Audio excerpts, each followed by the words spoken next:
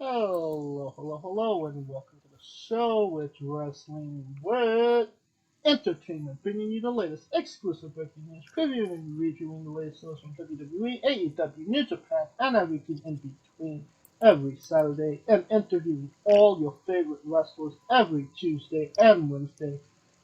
Sponsored by Rogue Energy and Player One Coffee, the only audio experience on the web today.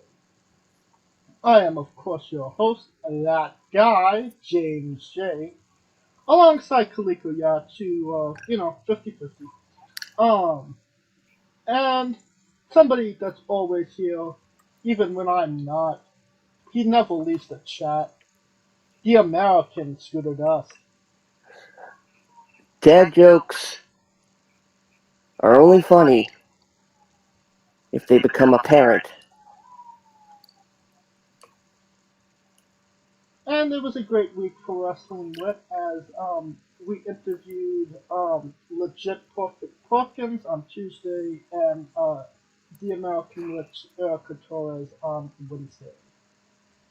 Perfect Perkins, a near perfect interview, of course.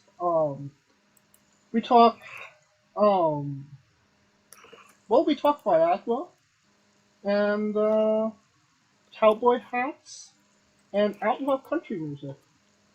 And find out which, if you haven't already, find out which Pokemon is the one that says Squirtle. And of Is, course, is it, isn't that Charmander? yeah. Well, you have to listen to the interview, obviously. Um, and obviously the American with Erica Torres, fantastic stories. A former NWA Women's Champion, and we went into all of that. Already one of our most liked interviews. So check it out if you haven't already. This upcoming Tuesday and Wednesday, because you know what it is, what time it is, Scooter? The anniversary of our first interview with Whiskey John. Hmm. And Yeah, funny enough, yeah. that is the same day as the 7-year anniversary of the remix. Oh, so all types of anniversaries. Um, and 2 years ago, obviously, it started with essentially a message on Reddit, and now we are one of the premier interviewees in the wrestling world. And we celebrate big with two new names. Ellie Barrett from the chaotic wrestling world. Ellie is fantastic. A lot of hot takes, a lot of heat, and she might be making a call soon. So you definitely want to listen to that. And on Wednesday, the flagship interview, we got Deathless Nakamura from the St. Louis area, protege of Gary J, and Anakin does not disappoint. You get to hear a lot of great stories and his hatred of Star Wars and his love of Mortal Kombat. So, um, join us all this week for the anniversary of Wrestling With interviews. Now, I think we're done putting ourselves over Nashville. No, we're never done. Yeah. Alright. It is a great day for wrestling because we are wrestling with the news. And one of the interesting things to come out this week was about 2 weeks ago was the D Generation X 25th anniversary. Um, obviously it did not include Daddy Ass himself, Billy Gunn, but a nice little quip from Troy Graves. Um, there's more to the story now as Road Dogg said, he was supposed to come. Everybody was disappointed he didn't. There were negotiations between AEW and WWE. And rumor and innuendo suggest that money wasn't the factor, but that AEW wanted to be mentioned when Billy Gunn came out. This is Billy Gunn signed to AEW, and WWE decided that that wasn't something that they wanted to mention. Um, do you believe this? Do you think it's a little bit more complicated than that? Would we have this conversation if things with CM Punk didn't unravel and half of their talent wanting to go back to WWE and tampering and all that great shit? I honestly think this is just, uh,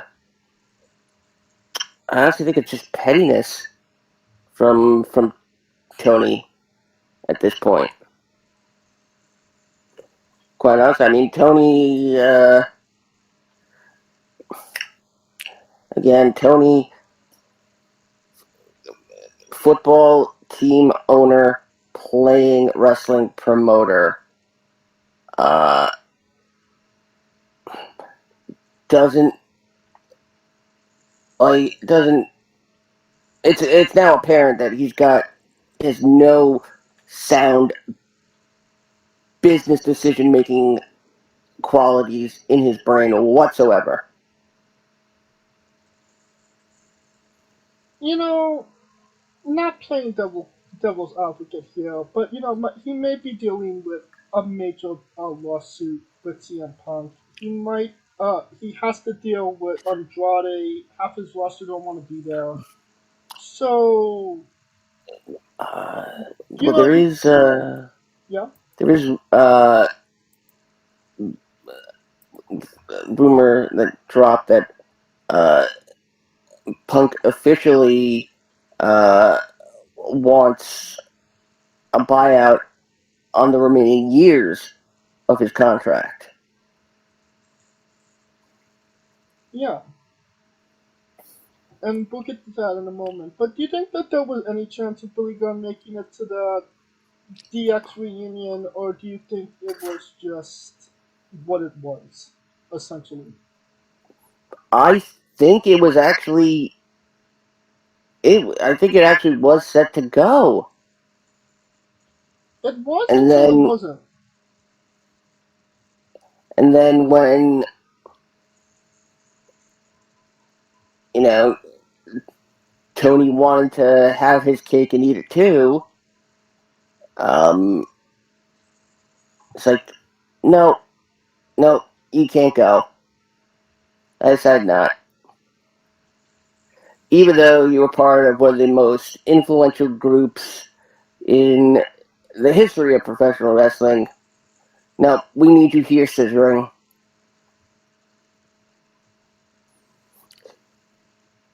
Well, as you said, CM Punk might be buying his contract out from AEW. Um, do you see that being an option? I also heard that WWE might be interested in bringing him back, but that just could be put out there for shits and giggles to mess with Tony. No? That's, I think, the one determining straw that could break the camel's back here. I think if Tony even considers this, then he wants assurance that Punk won't end up in WWE, period. Which he clearly can't do, aside from a no compete clause, which uh, is the only seems to be the only holdout here. Um,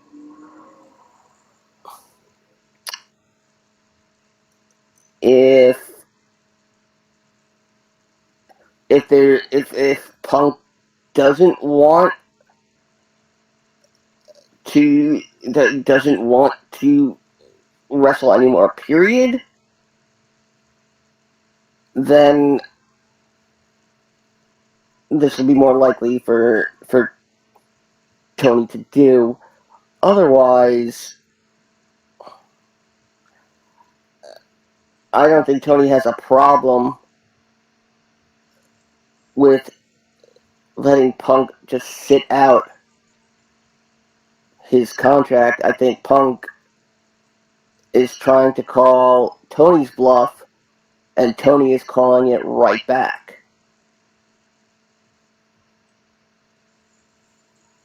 Do you think that there is any possibility of AEW reconciling with Punk and us seeing him compete there again?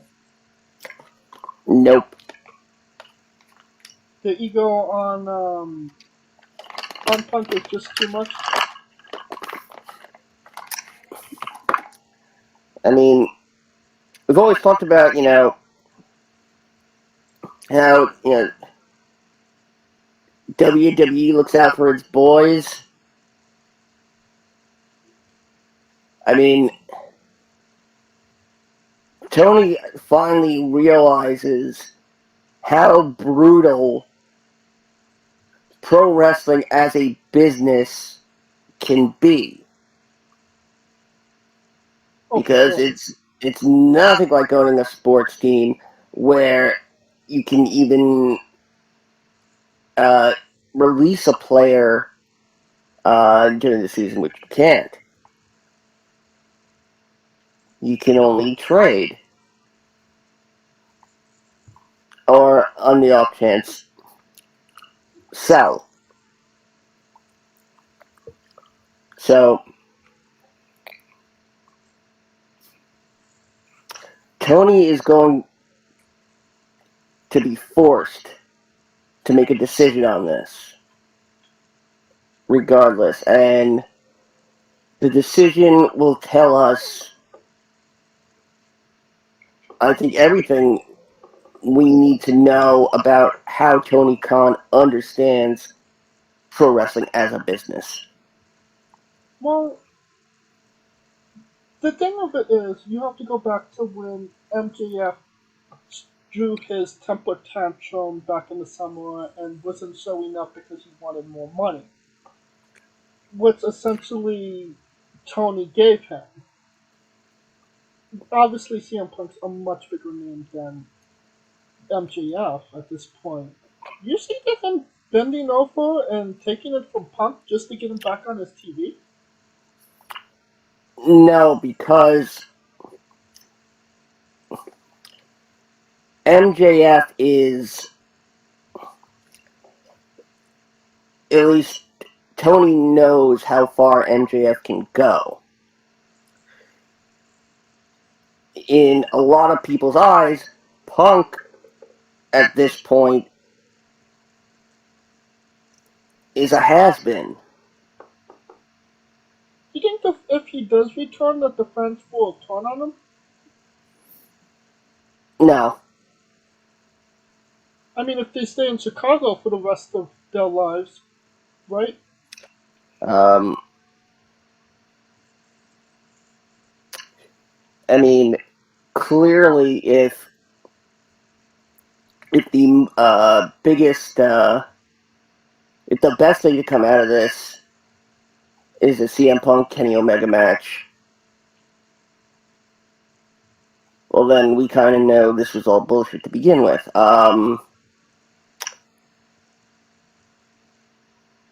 But even so, I don't think. Again, this is a brutal wake-up call for Tony. He's gonna have to show that he's not gonna take this. I mean, Ace Steel is already gone, fired. Yeah. Mm-hmm.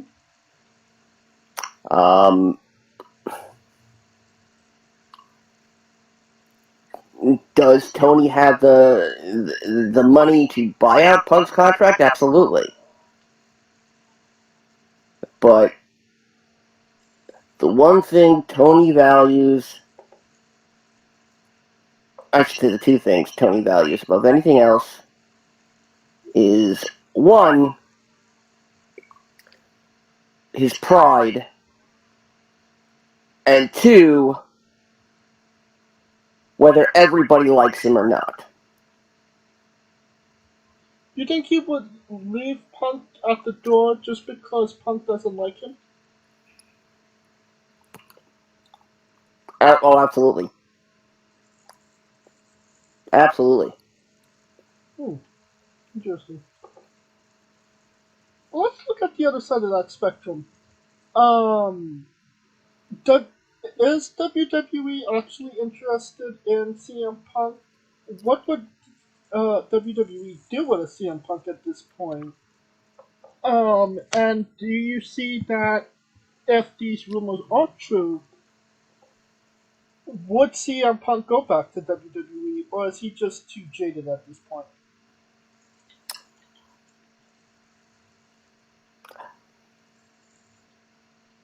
I would think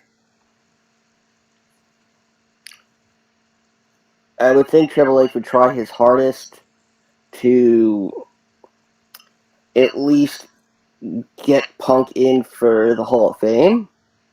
That's what I was thinking. And I would hope, even if it's only one match,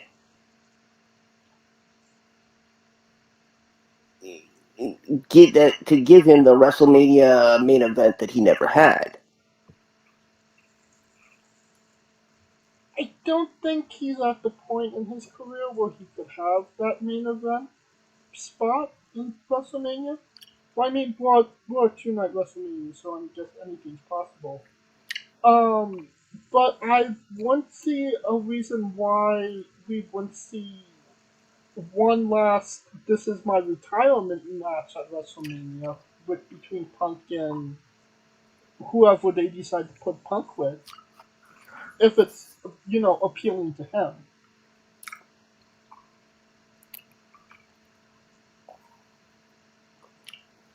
Yeah, that's true. Who would be appealing to CM Punk at this point?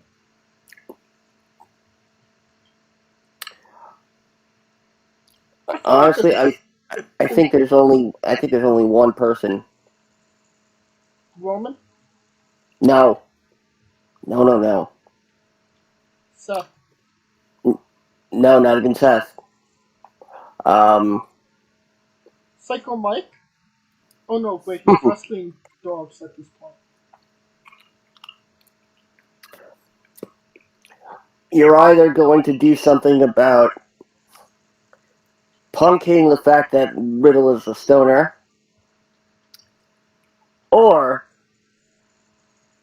if you're bringing Punk back for one more match, why not bring somebody else back for one final match?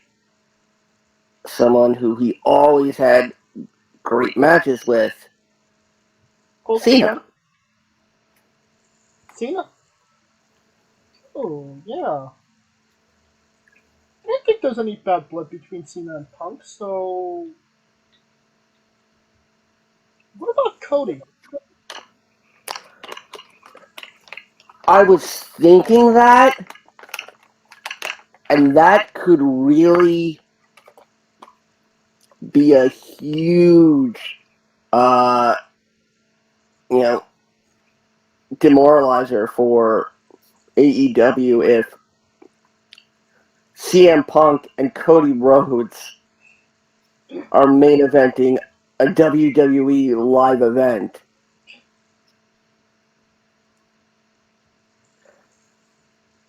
Which is all the more reason to do it. Like, we're only talking, oh, he'll come back for one match. I mean, there's always an opportunity for more. So, maybe. I like, I'm liking these ideas. As you mentioned, ACO was the first repercussion of these incidents. Um, he was released earlier this week, I believe. Um, would you see anybody else getting released? I mean, we already talked about Punk, but I mean, it already seems like everybody else in the situation are essentially weighing their options of what they want to do if they want to come back to the company.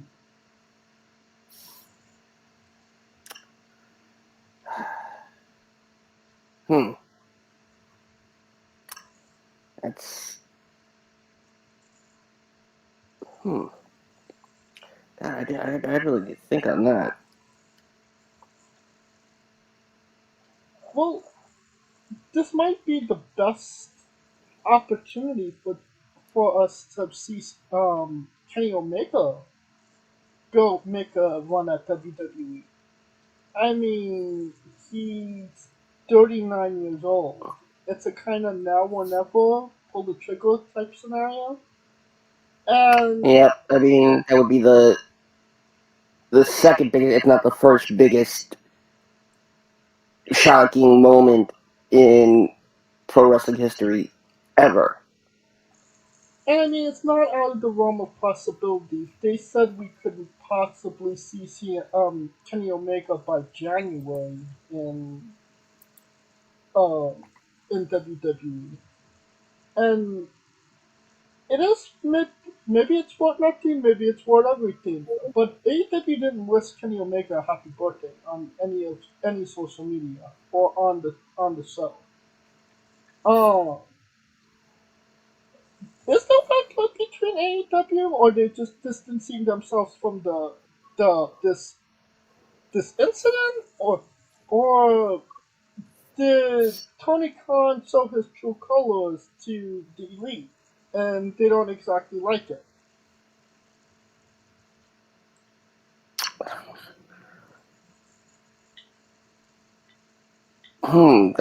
That again, it's another incredibly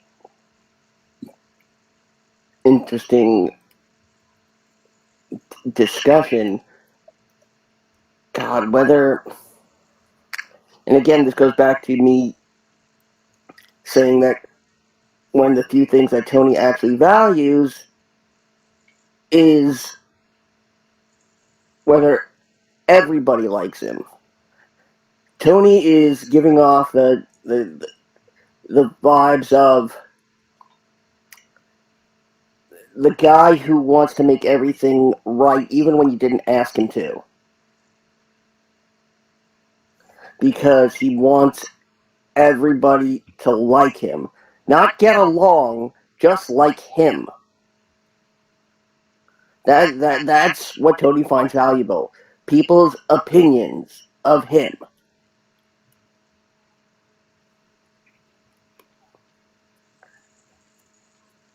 So you think he would give them a release just so they would continue liking him?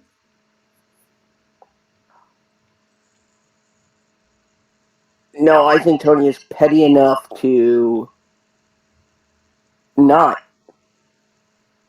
do that.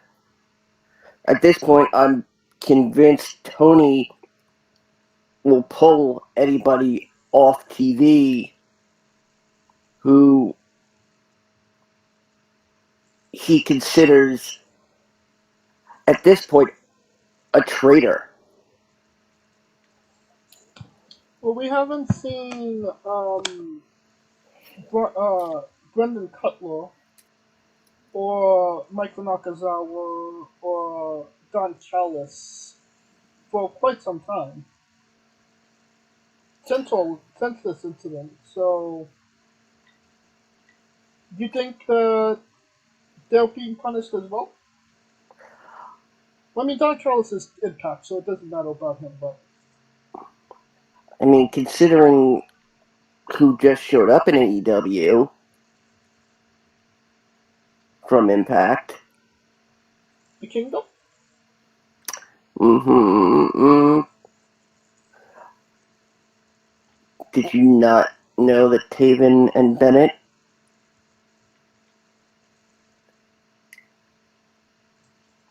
No, I were think signed to AEW. yeah, I know that they signed.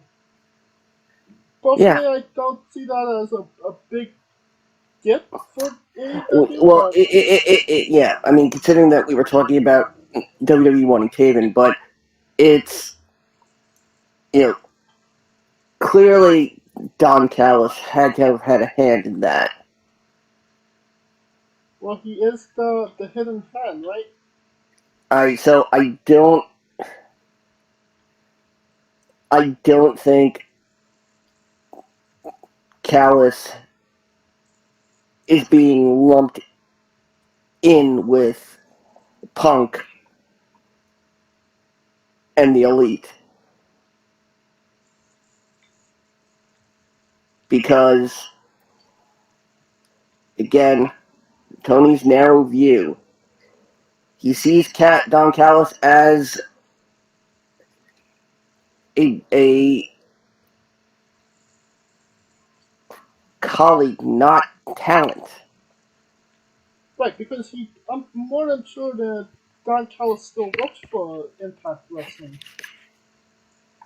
I could be wrong about that though. Yes, he absolutely still does. Um, but again, Tony, it's all these preconceived notions in his head about him trying to. It's about.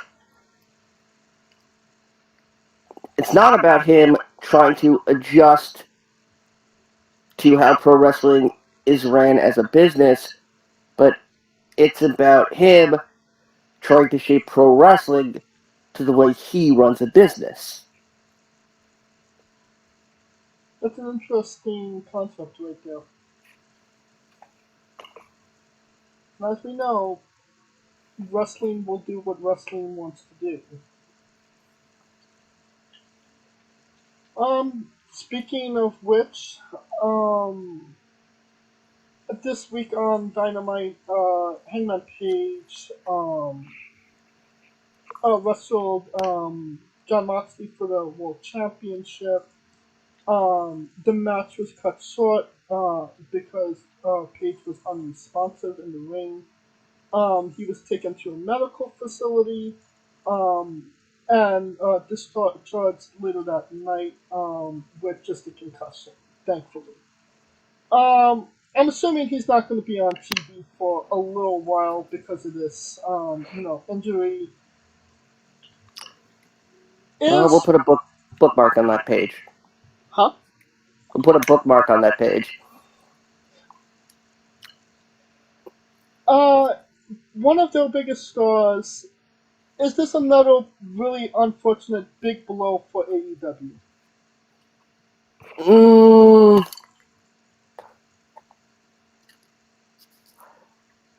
months ago, I would have said yes. Now I'm saying no. I feel like he has more value now because he was literally the only one there. And, he is a former champion, and if people pay to see him, then you want to put that guy on your show. But now it seems, that island of relevancy that Roman talks about. I think he needs to make room for Moxley because it seems like Moxley's the only one relevant on AEW TV right now. But what say you, Mm, Squirrel? I mean, I'd agree, but again, it feels like Adam Page has dropped a little bit in terms of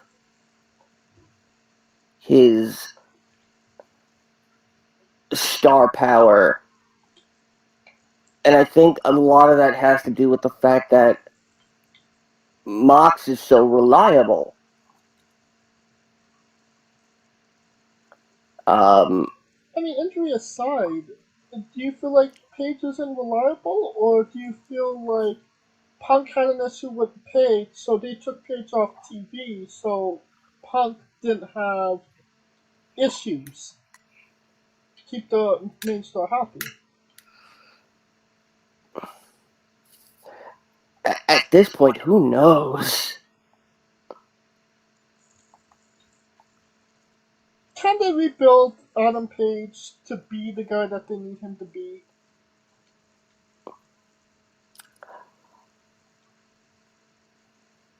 I think so, but there's a right way to do it, and they would need to be very careful with how they start making him look like he's somebody that can carry the company on his back. You know, unfortunately, Honestly, I don't think Paige actually wants to be the person that carries the company on his back. I might agree with you on that. You know, I think, and this is rightfully so. Family comes first for this guy. If this, if the business gets in the way of family first, then he's probably going to pick family. Not a bad thing. It's not going to help him in his AEW career, but happy wife, happy life, right? Absolutely. So you got Moxley, obviously the draw. You got Chris Jericho, the Ocho. Daniel Bryan, or Bryan Danielson, fuck me. Um, Daniel Bryanson. yeah. Uh, Danielson, Bryanson. Who else could Bronson Jonason. Who else could be like a name for AEW right now? Considering they're on basically a fucking reserve list. Because I mean, you got no Kenny Omega, no CM Punk, no Bucks. Andrade got sent home. I believe Eddie Kingston is home as well.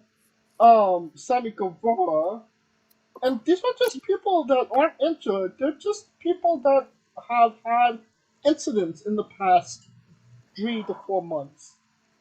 So who do you build up? Who do you put your company on? Who do you rely on? See, I mean, Chris the Jericho and John Moxley can't be there forever. the interesting, or I think the most obvious concept would be bringing New Japan talent. However, New Japan appears to be working with WWE more now, I mean, their never openweight champion is currently on Raw. Had a match and, and won. and has said he won't be back. He won't be giving back the title, despite insistence by Rocky Romero telling him to fuck himself if he won't get the belt back. And he does have a match coming up, I believe, in November against Hikaleo for such championship. Um, no, I believe that match has been canceled. Oh, I believe the next time Anderson is showing up will be Wrestle Kingdom. I believe that, and I mean rightfully so as well. And yeah, you also have Matt Riddle training with Minoru Suzuki. When was this? Oh, this was broken last week. Hmm. Uh, uh, there was a clip of uh, yeah, yeah, there was a training session uh, that I think Suzuki was holding in.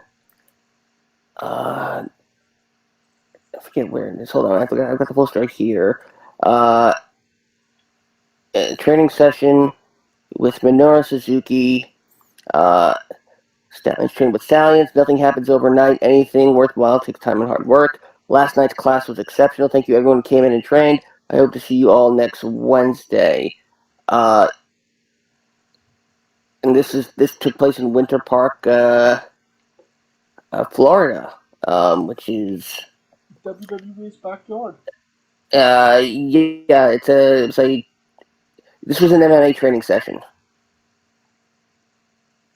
Hmm. Interesting. Um, so it seems that the relationship between WWE and New Japan Flourishing, is right? is is growing. Yeah,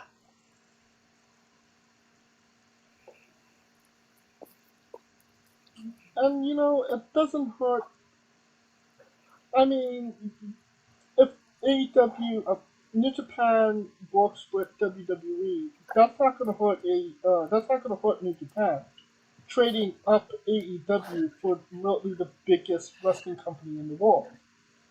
So obviously they're doing what they think is right for their company, and honestly, I say it's the right thing that they're doing as well. But is there anybody that's AEW that could hold that banner for them if a John Moxley or Chris Jericho gets injured or something happens that prevents them from coming for a week or two? You give me your thoughts and I'll tell you who I'm thinking as well. there's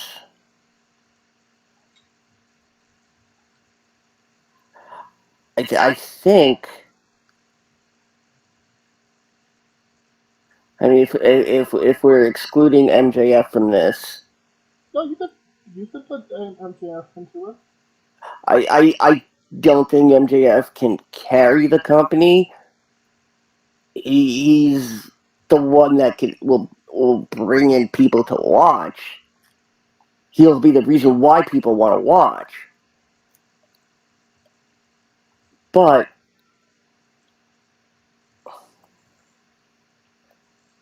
if they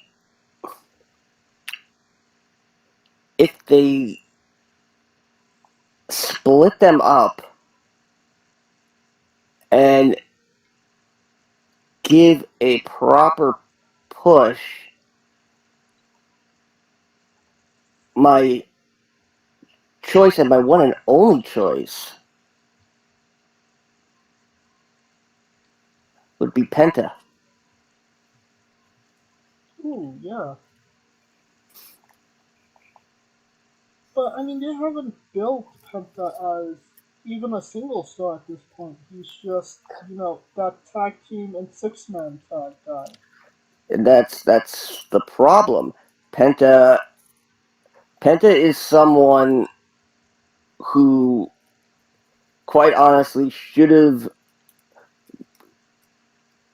as soon as their first AEW tag title reign ended, Penta should have been going for singles titles. You're not wrong about that. I mean, especially given that he went from Penta El Miedo Zero to Penta Oscuro, which Penta Oscuro is the gimmick clearly designed for a singles run.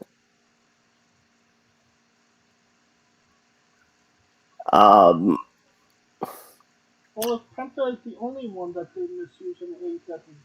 But do you feel like, the lack of English that he has holds him back from being more in AEW?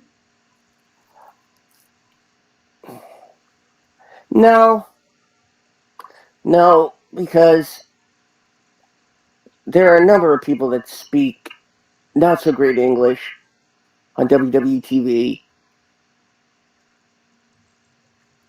and they're international stars too. I'm looking at you, Miko Satomura. Even though she says very few words in English, and ignorant people will likely make fun of it.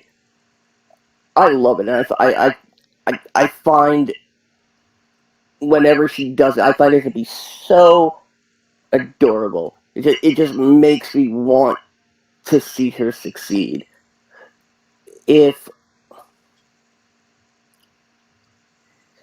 if they really dig in with Penta and return him to either Penta Escudo or Pentagon,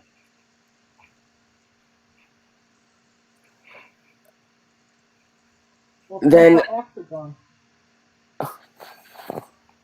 then we might have something. We will have something. Uh, but other than that, aside from Mox, there isn't somebody that can carry the company. It's going to be shared by Tony's love of stables. Hmm. Well, I mean, if there is no Jericho or Moxley, I feel like there's a big wasted opportunity in Wardlow.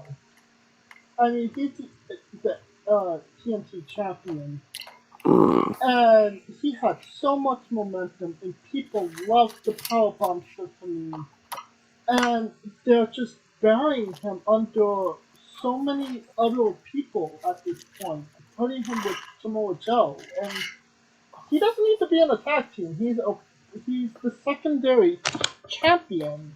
He should be, defending that against AEW talent, not Ring of Honor talent. Um, Another one is fucking Darby. I mean, he's proved his loyalty to the company. He takes L's like nobody else's, like nobody's business, and he still comes comes ticking, and people still love him, and he's a reliable guy to have good matches and so on.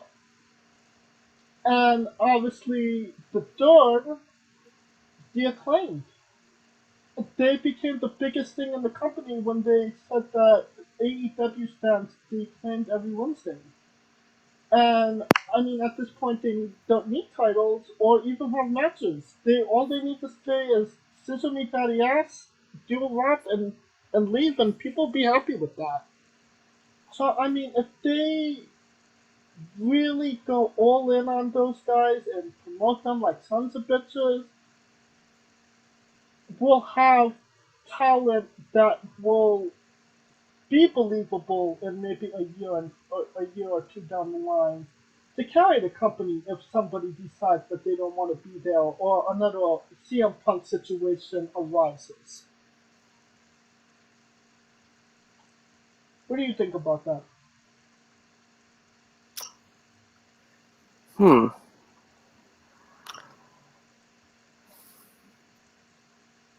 So it's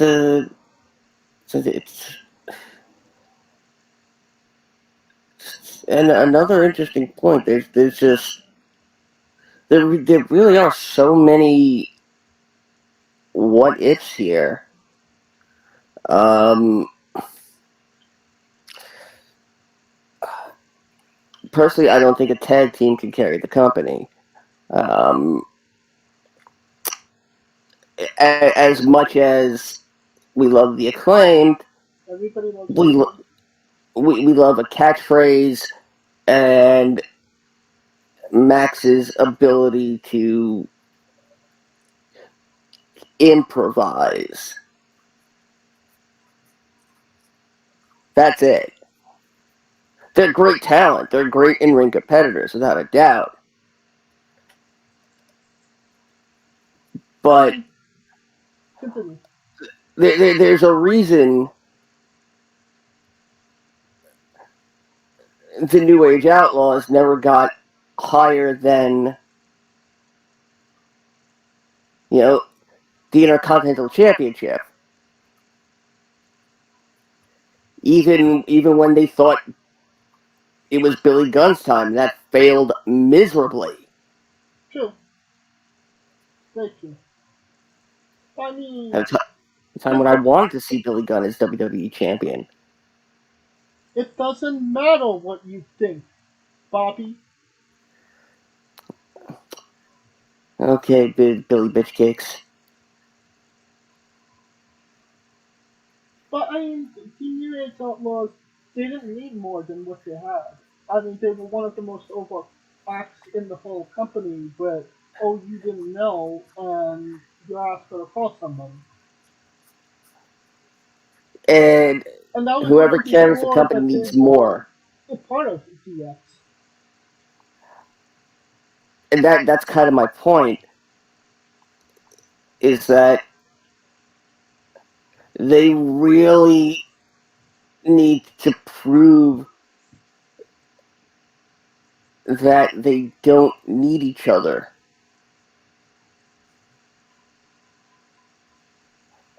before even considering them as both carrying the company on their backs. Alright. Well,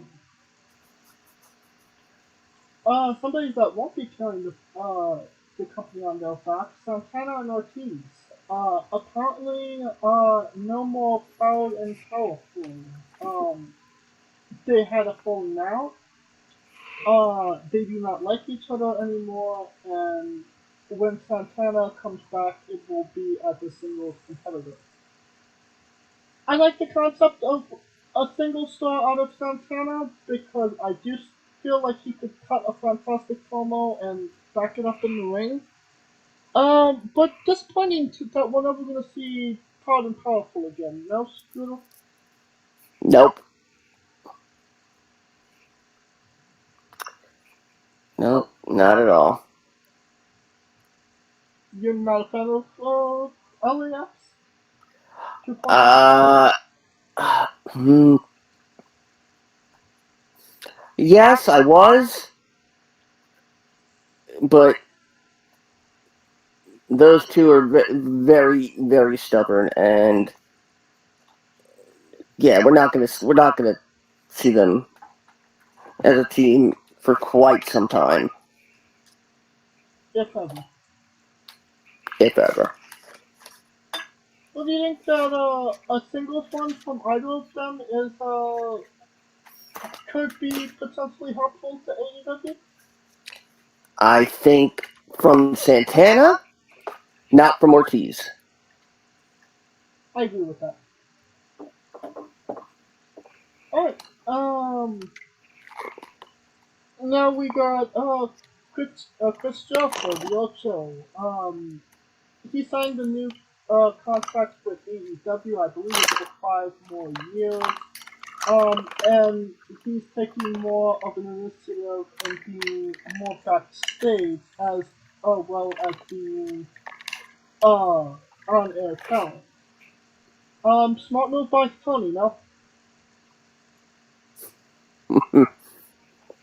Oh yeah, real smart. Signed the guy who's in his mid-40s,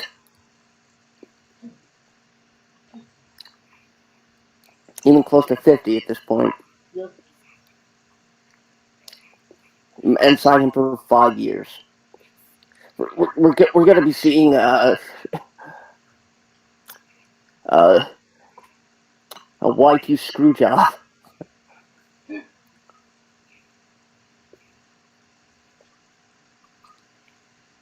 Oh, I mean, at least he's, and this has been the key word for this episode, reliable.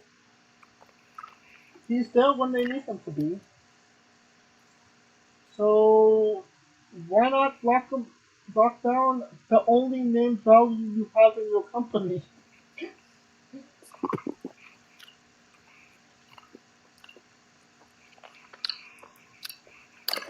Uh, Oh, it is interesting that we've been talking about this AEW more or less this whole episode. And MJF had only come up briefly, and it does, considering what they did with him this Wednesday with that promo against William Regal, I it's just more reason not to put the title on him. But what was your thoughts on that promo? I think it might have set MJF back in terms of,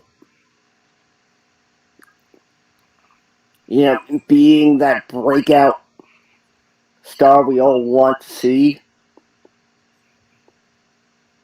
The thing is, with MJF, he's picking up that Steve Austin reaction, that Stone Cold reaction, where even though he's an asshole, people want to cheer for him, and he's still leaning very heavy into the heel. You think they're trying to turn him face here? I know. I mean, I think they're trying to get him to be a tweener. I'm not sure if MJF believes he can be that, because being a heel is what got him to where he is now. Right. But can it take it any further? Uh, Especially since they're trying to sow yeah, seeds of discord between MJF and Stokely Hathaway.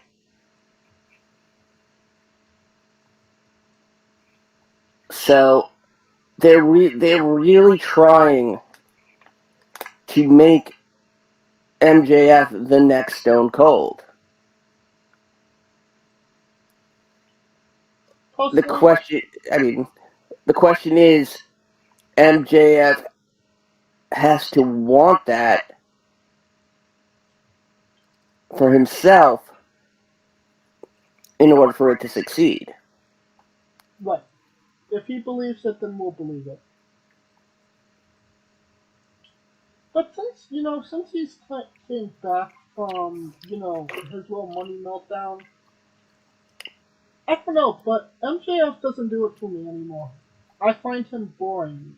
It's just he picks that low hanging fruit.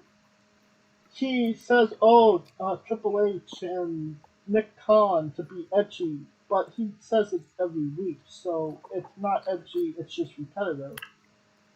And you know, I don't know what that promo was supposed to do on Wednesday.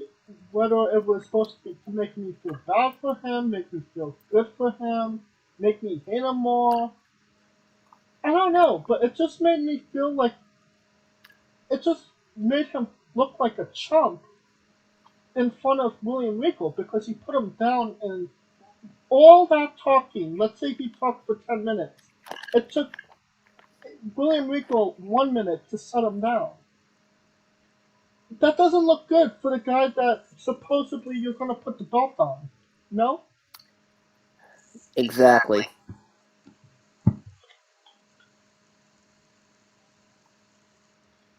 So we shall see.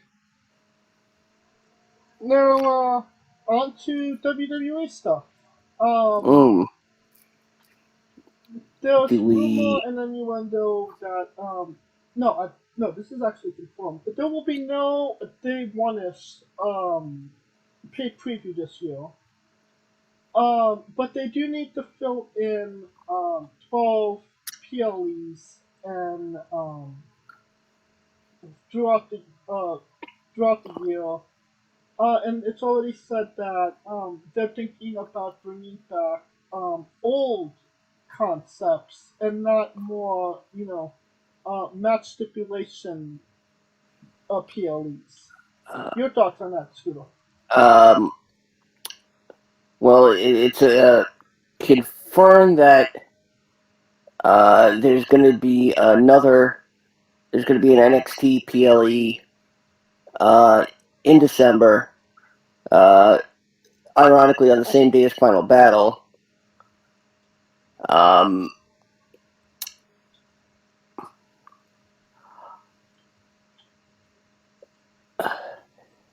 I mean, taking and taking TLC off the table is probably a good idea, considering they put essentially Extreme Rules in that slot. Um, Extreme Rules has bounced around over the years. oh yeah. We're talking about this was Extreme Rules started in Uh, 2005. no, technically it started 2007. It was one night only, a one night stand. Yeah, one night stand.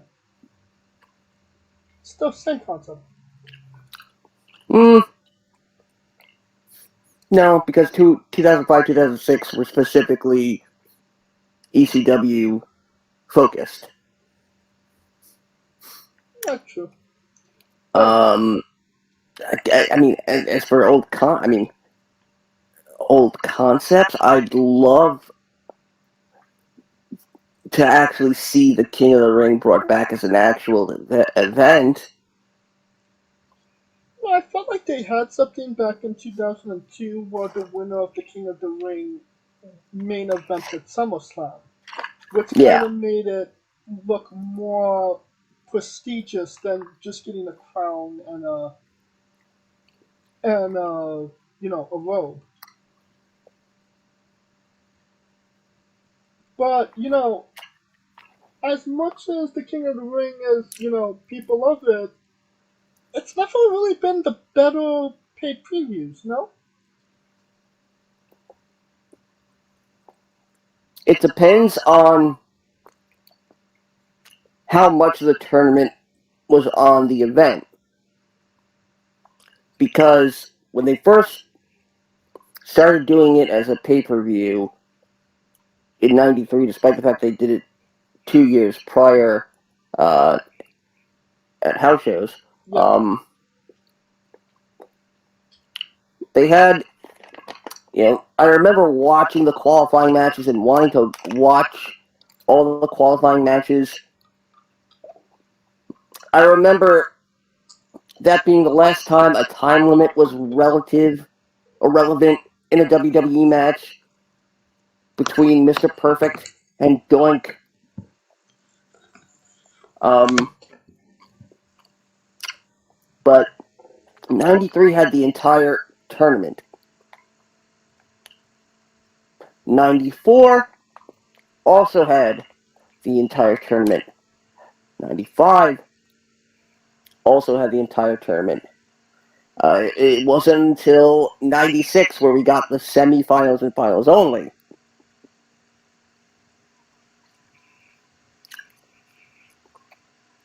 Which is okay,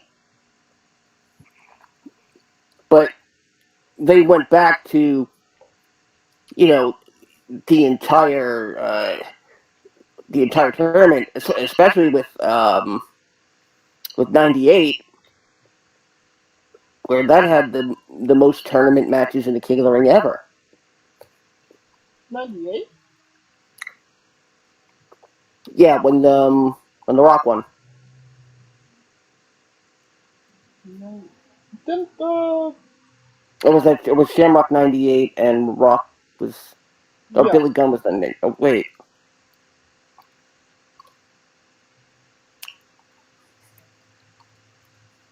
98 was Shamrock, 99 was Gunn,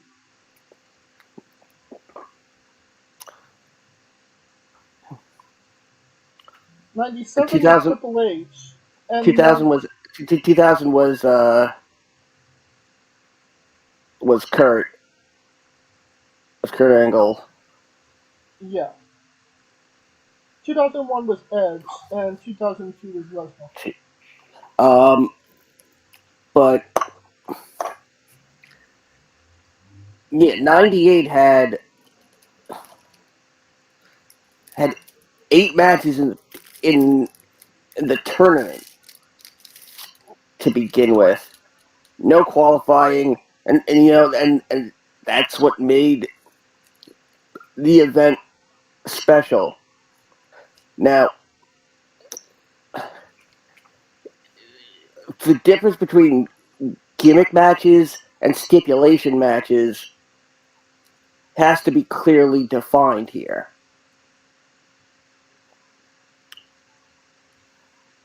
I Okay. mean, would uh, the Royal Rumble? I wouldn't call it a gimmick match.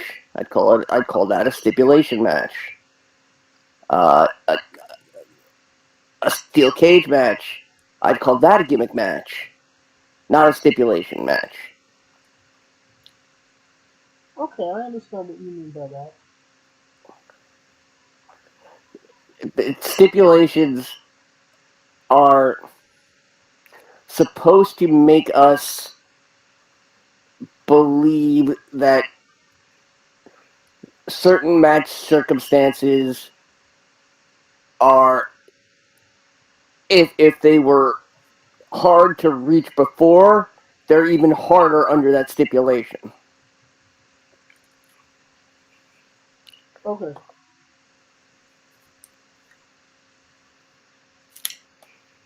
So basically, what you're trying to say here is the the King of the Ring event could succeed if they do it right. Yeah. Um, I mean,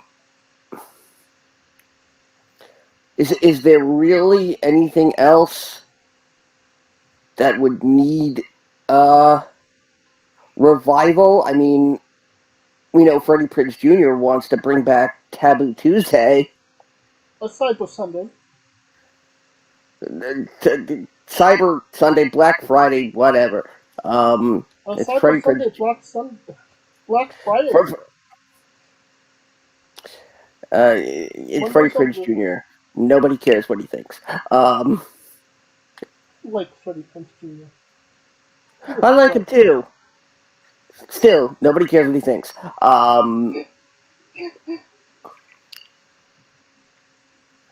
I mean, I mean, if I used to really like the Cyber Sunday events, and I, I it's a great dial to kind of see who does the audience want.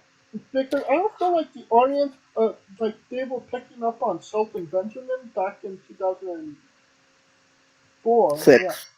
2004, and he won the vote, and they put the title on him, and I don't think he would have got that opportunity if it was just Vince McMahon saying, "We're home with this guy power." I mean, maybe it's changed since then, but what what I would love to see get its own event. WWE Raw and Panties. No, because I've always loved the idea of this, especially on a bigger scale, and that's a gauntlet match. Oh, God, no. Instead of, 6 men, you take it to 10. So just have a whole match for have a whole show where it's one match, but it's a gauntlet. Yeah. Or you add in a stipulation, mhm, where if there's no decision within a certain amount of time, the next person enters the match. Okay, And then that keeps happening until a person scores a decision, at which point anybody in the ring who did not score said decision is eliminated. okay, I'm thinking that. Uh, there was also like the idea of I had something in mind called a pyramid tournament, where it would start with a fatal four-way match, uh, work its way into triple threat matches, and then finish with a one-on-one match. Hmm. Um, the other thing I've also really loved, and they really should have given it more than 20 minutes, is the scramble match. Yes. No, I like it. That was I believe that was the only scramble match event that had it. I could be wrong on that. Uh, I believe they did it twice, in consecutive years. I don't remember one being in It, it, it was 2010 it or was it, it, 2009. it was it's why we could say former WWE champion Brian Kendrick. Yes. Um, the the there have been uh, there have been okay, there have been three scramble matches, uh, all for different championships. In one night. Yeah, Yeah. Unforgiven 2008, What are your but thoughts on them bringing back No Way Out? And I believe the other one was No Mercy. I mean, we had No Mercy 6 years ago. I don't think it even needs to be brought back. Um, I mean, what's the point in bringing it back? I mean, do they think it has uh, a name value? Um, I could see them renaming Elimination Chamber back to No Way Out. Yeah. Um, What are your thoughts on bringing back, I mean, Judgment Day? I mean, if there's a time to bring it back, now is time to pull the trigger, no? I mean, one of the few groups that could say they had their own pay-per-view named after them. I mean, as of right now, we've only had Rock Bottom and In Your House Degeneration X. And Return of the Taker. Revenge of the Taker. Oh, yeah.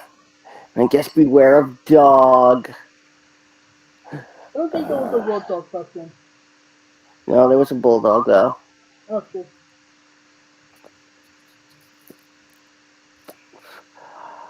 Oh, man. You know, honestly, I'd rather have Armageddon back, quite honestly, above anything else. I'm a big fan of that as well. Just to hear the song. Beyond is near. and please let them drop WrestleMania from the event following WrestleMania. That's what you want to do. They're going to put WrestleMania in all of the PLE events. Royal Rumble, winner gets a shot at WrestleMania. Elimination Chamber, one more month till WrestleMania. WrestleMania, the WrestleMania of all WrestleManias. WrestleMania Backlash, Money in the Bank. WrestleMania, this match used to be on WrestleMania. SummerSlam, WrestleMania in the bank. huh? WrestleMania in the bank. SummerSlam, the WrestleMania of the summer. Just call it Um, just screw that. Just call it Summer WrestleMania. Extreme Rules. This pay-per-view used to be right after WrestleMania. Survivor Series. This was the first pay-per-view after WrestleMania. WrestleMania of the fall.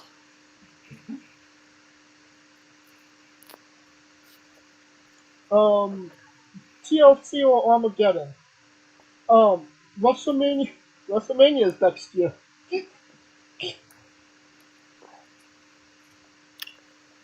I mean, at this point, if that were to happen, you might as well just have every pay-per-view event called not WrestleMania. You have WrestleMania, then you have not WrestleMania 1, not WrestleMania 2, not WrestleMania 3, not WrestleMania 4. Um, I mean, back when I would do, you know, wrestling simulations on TNM and book circuits, and I still have a quite an eclectic list of names I would use for pay-per-view events. In fact, I think I actually bring them. Where'd it go? I had it. Where was it? Oh, some of the things I. Oh God, what did I have? I had Super Slam. I had Battlecade or Battle Brawl. Uh, I had an event called Vengeance Never Dies. Let's see. I had an event called Danger Zone before Impact ever had an event called Danger Zone. Oh, God. Uh, yeah, the Super Slam series. I had I had Fade to Black. Uh, there'll be Alistair Black pay-per-view. I had I literally had an event called Fury. Um, I had an event called Aces Wild before you know for AEW ever decided to make their casino pay-per-views. How dare they? How dare Tony Khan with all his Uh, resources take your idea? and and the big event, the what I considered my WrestleMania, I called it Destiny Rising. And you know what I call my WrestleMania, Steven? WrestleMania? WrestleMania. Yeah. Somebody Are you? won't be calling his WrestleMania. Shinsuke Nakamura. He's back in NXT. What the fuck? Hey, I mean, I like that. Uh, You're interested in seeing Shinsuke Nakamura versus Braun Breaker and the guys that are probably sister cousins and I mean, The guys it's that are kind of different. sort of what's the word? Nah. Uh, how did they describe gold dust? Androgynous? Uh, and androgynous, ambiguous, both androgynous and ambiguous apply here. To go if we're talking about gold dust. No, I'm all for Nakamura spending a little time in NXT, as I think a lot of talent should main roster talent should spend a couple of months in NXT. Well, we know it did wonders for Dolph Ziggler's career, you know? Uh, I mean, I mean, the world was clamoring about the whole Apollo Crews returning too, right? I gotta be honest. This is the most interesting Apollo Crews has been, I think, in this entire WWE run. Even even not having Commander sneeze. God bless you. Thank you. Um,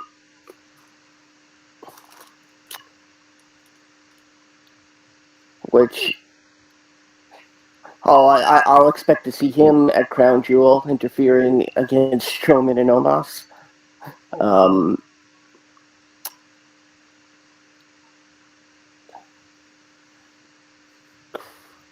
Crap, I forgot. Forgot what we were talking about now. Damn. Nakamura in NXT. Yeah. Yes. Uh, yeah. Ziggler took it all in stride. I mean, there are a few matches I really would love to see. Uh, I'd love to see Tyler Bate up against Nakamura.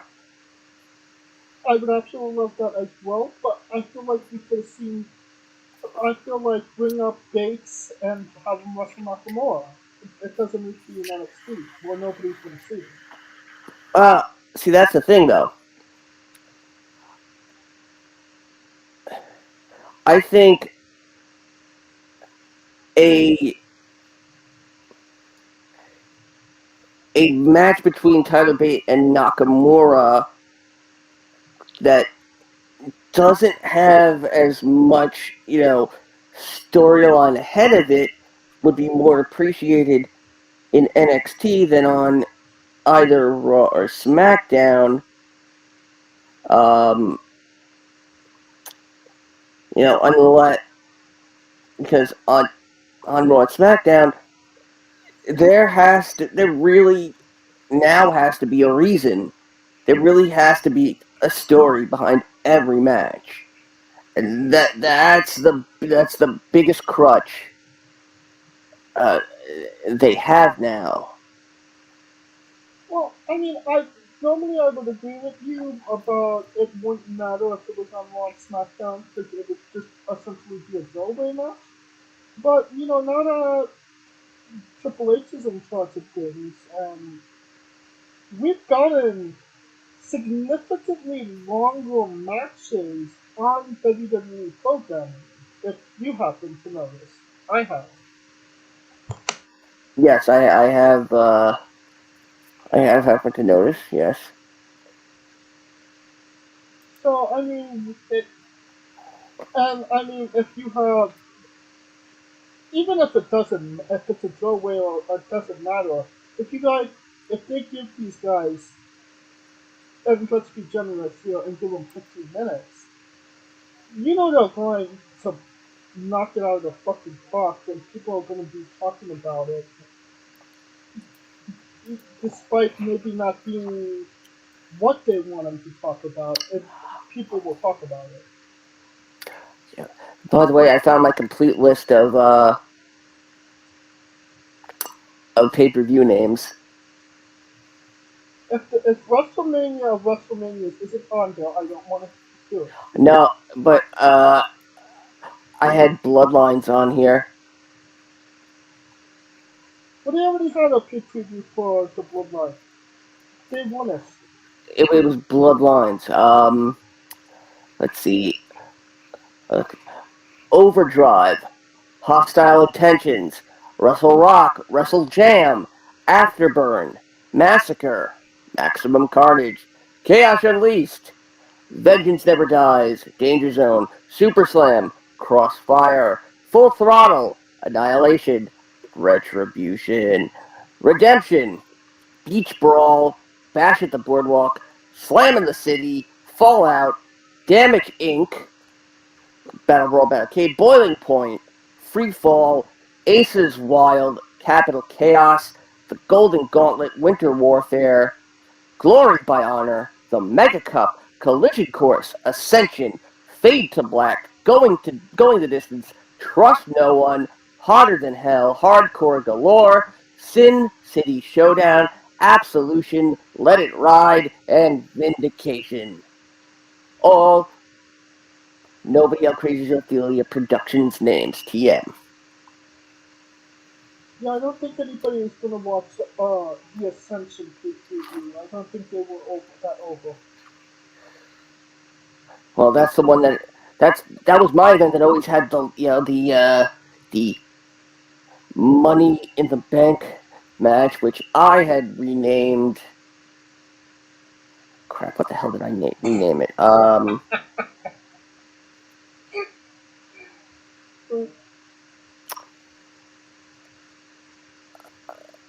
God.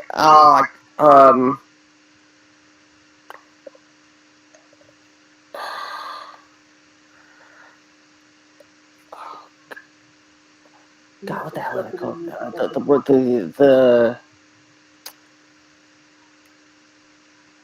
Oh, I'll give God, my did I thoughts call it on Nakamura.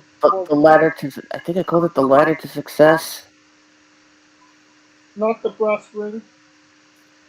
No, who the hell wants brass? Well, I think Nakamura. Obviously, he's gonna succeed because he's fucking Shinsuke Nakamura. But I feel like he's always been a major superstar, and nobody has really recognized it in WWE. He's beloved by the fans. He has solid matches. He's reliable, and he needs to be in a rivalry with fucking Roman Reigns, not Braun Breaker. So that's my thoughts on it. Braun Breaker, that funky breaker. And you can see Braun Breaker at a Halloween haircut. Has nothing to do with WrestleMania because Wrestle because WCW was put out of business when right before WrestleMania. All right, There was a Chamber of Horrors match, but we don't talk about that. nor should we ever. Did you watch NXT this past week? I don't watch on NXT at all.